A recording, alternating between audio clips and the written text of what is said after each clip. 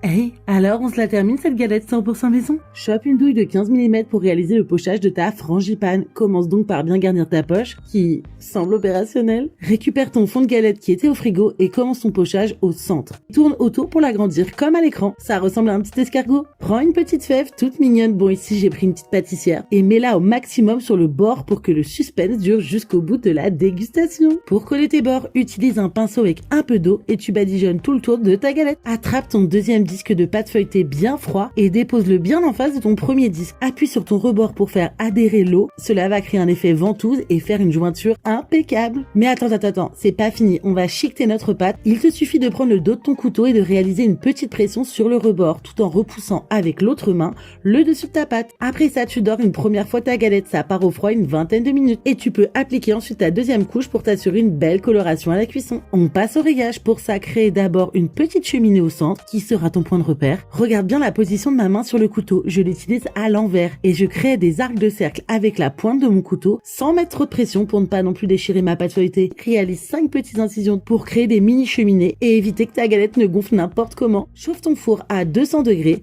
avec une plaque dedans.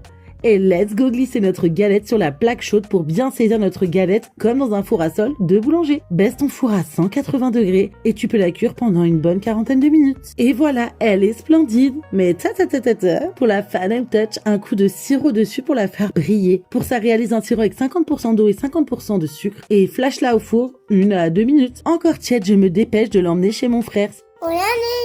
Et bonne galette des rois. Bonne galette des rois. T'as trouvé la fève? Non, j'ai pas senti. Enjoy!